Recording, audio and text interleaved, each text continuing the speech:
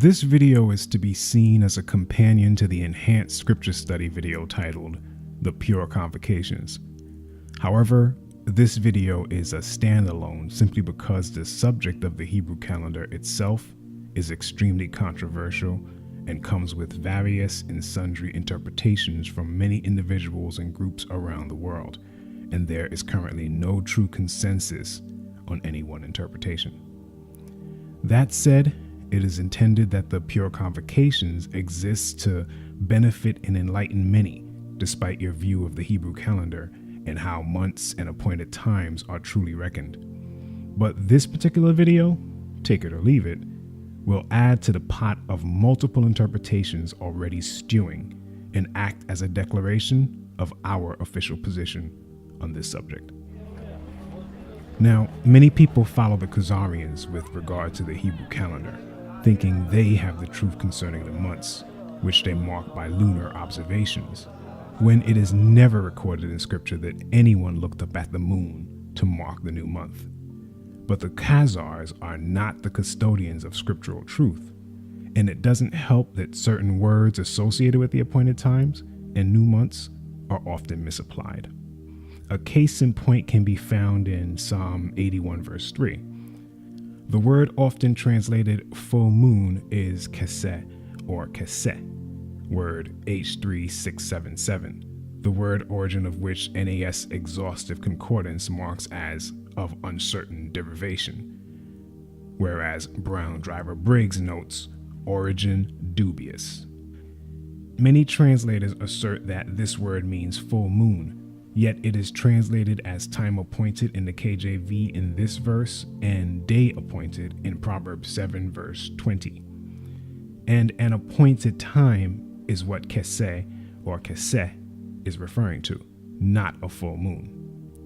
Gesenius's Hebrew Chaldee lexicon questions the translation as well, noting as follows: the etymology is not clear to me, for it is not satisfactory to say that it is so called from the whole moon being covered with light. Verbs of covering are often applied in the sense of hiding and covering over, but never, as far as I know, to that of giving light. So there is a major discrepancy as to what keseh or keseh pointed to in our language, and like this calendar issue, there is no true consensus.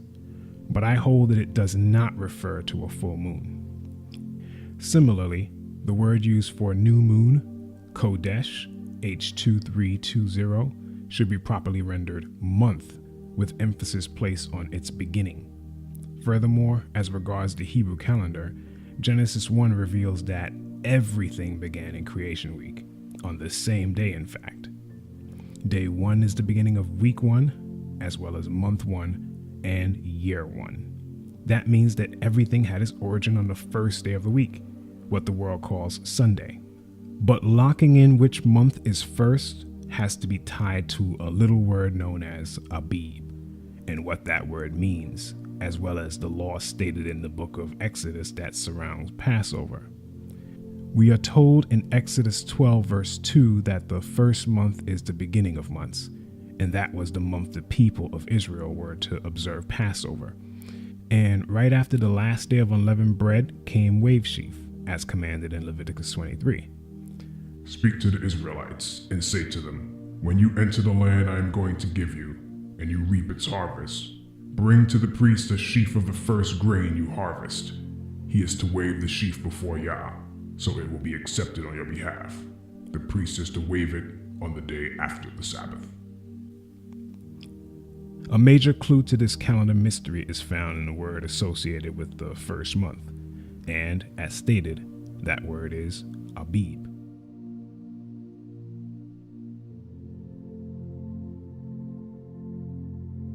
You shall observe the feast of unleavened bread.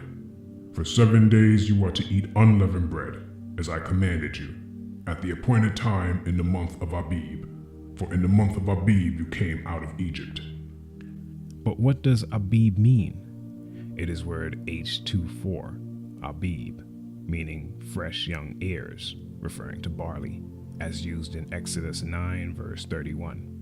And the flax and the barley were struck down, for the barley was Abib, in the air, Remember that Leviticus 23 verse 10 says that the Israelites were to wave a sheaf after they harvested the first grain of the year, in this case, barley. The question we have to ask is, when did they harvest the barley? The answer will tell you which month on the Gregorian calendar is always the first month in Yah's eyes and corresponds perfectly to his calendar. What I found is the feasts and new months of Yah's calendar always fall on the same days of the same weeks of the pagan months from year to year without fail. They never switch months or float from day to day, and that's because the seasons themselves never really move. What I mean by that is, if a pure convocation day falls on a third day of the week, what the world calls Tuesday, it always falls on that same Tuesday each and every year.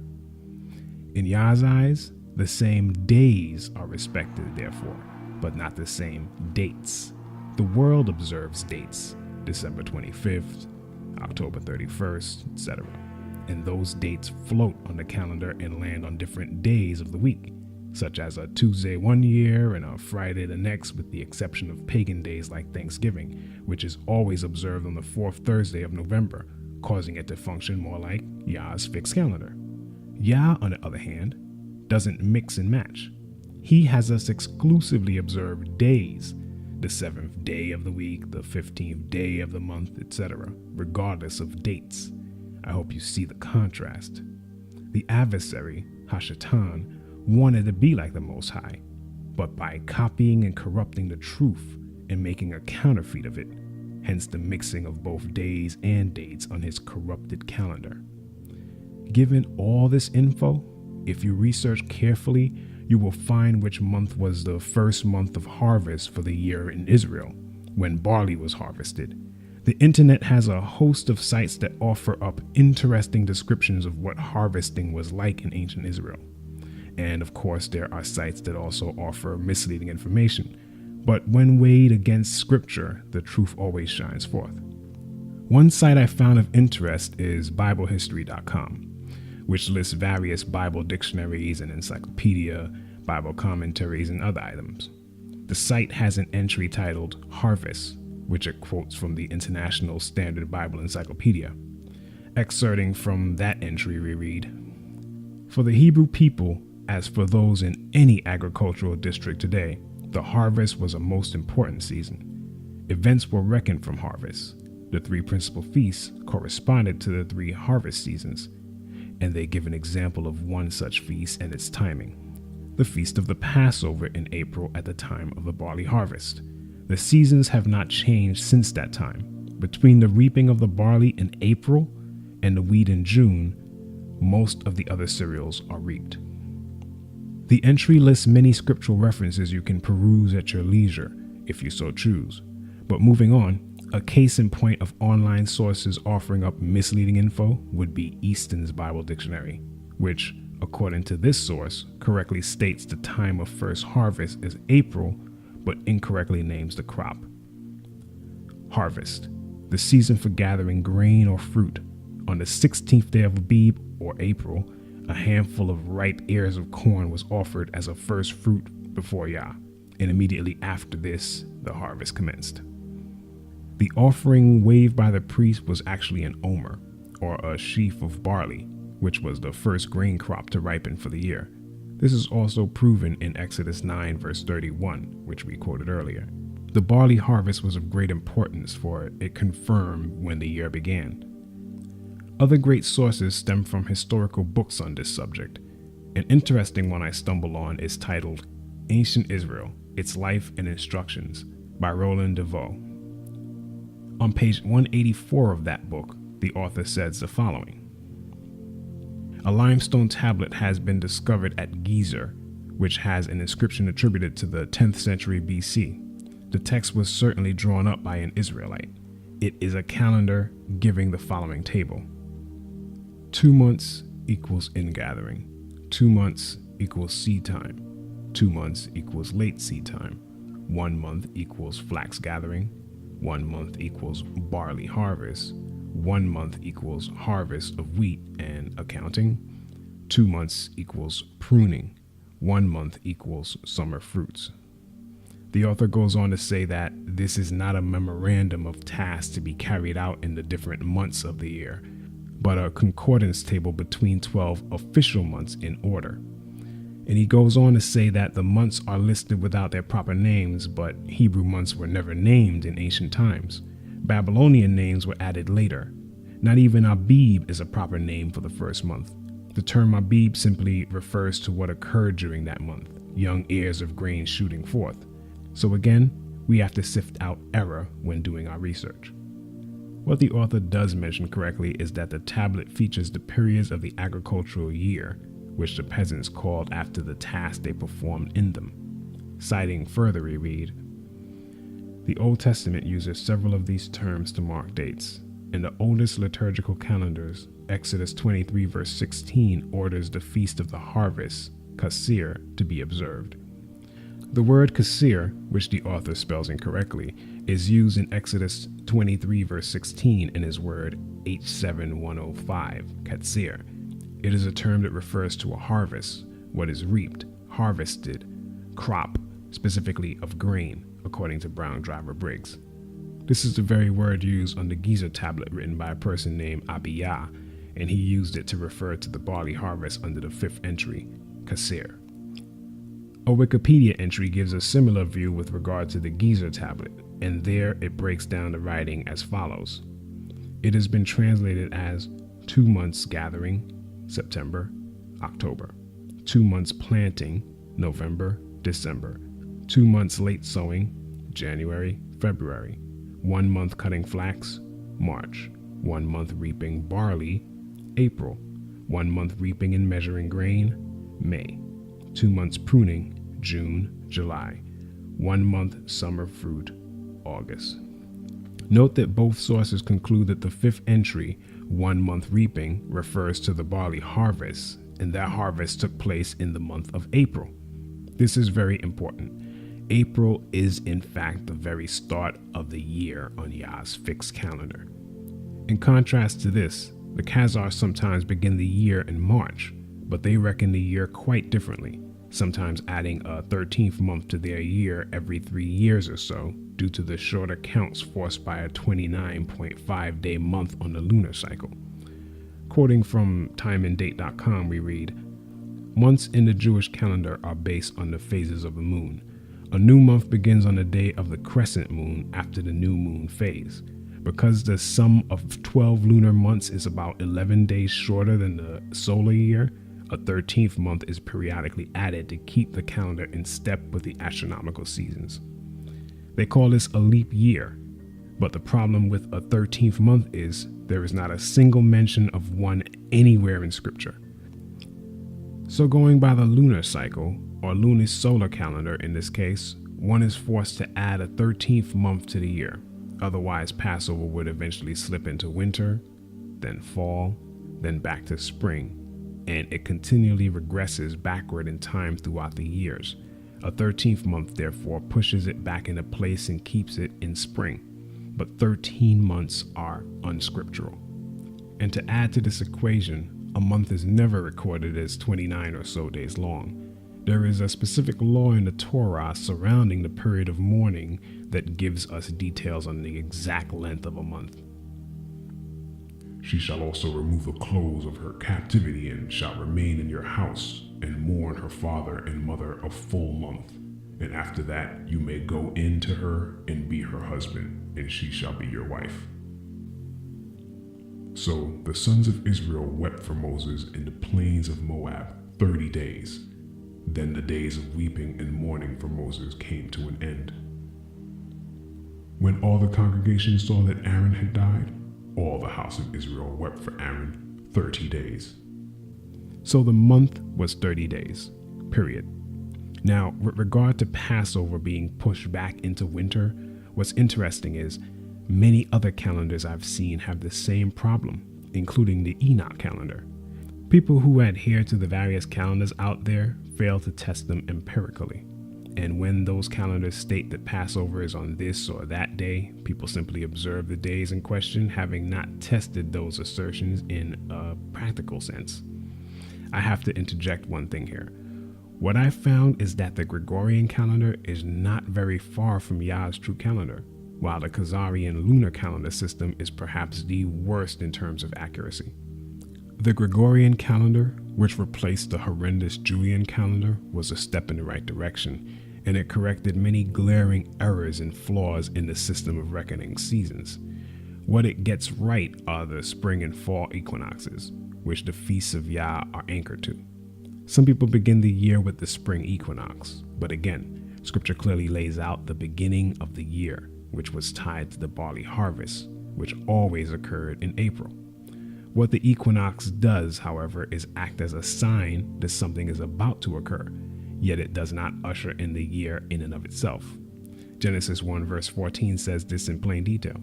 The lights in the firmament were to be, word H226, oath, that is, signs or omens promised by prophets as pledges of certain predicted events, according to Brown Driver Briggs. The predicted events of prophets usually didn't occur right away, and neither does the spring equinox mark the exact beginning of the year. What it does tell us, or predict by way of a sign, is that the beginning of the year is right around the corner, in many cases less than 2 weeks away. When day and night in many regions of the world are almost of equal length, that is the time of year something special is about to happen. Remember the rules of harvest. The year cannot start before the barley harvest, the Katsir of Exodus 23 verse 16, in other words. While the Enoch calendar gets many things right in this regard, it does get one thing very wrong, and this is due to its insistence on a strict 364 days of the year each and every year. When we use the empirical testing I mentioned earlier, we'll see what happens based on this theory. I use a date calculator found at this URL. Another good one is found here. Using the first of these two, I will test one calendar I found based on the Enoch theory. The people who compiled it presumed that Passover falls on March 30th of this year. If we take 364 days in the proposed Enoch year and multiply it by 50 years, we get 18,200 days. So let's input that figure into the days box of our time and date calculator, using March 30, 2017 as a start date. We'll leave the add subtract selection as add. The result, as you can clearly see, places Passover on Thursday, January 27th, 2067, 50 years into the future. Now, Yah's calendar has been around for several millennia, and if the people of ancient Israel were going by this calendar, their Passover would have passed through all the seasons before landing back in spring where it belongs over the course of several centuries. This is completely unscriptural. I hope you see that. And this will be true regardless of the start date you put forth based on the strict 364-day Enoch calendar. What I have found is that there are in fact 12 30-day months to a year, which gives the year 360 days, plus 4 separate days not tied to months that mark the beginning of 4 seasons, making it 364, but it isn't that cut and dry.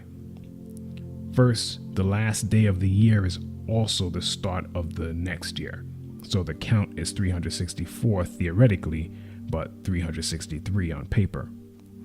Also, there is an extra added bonus to the year every so often, and this corrects the season shifts we see in the strict 364-day count.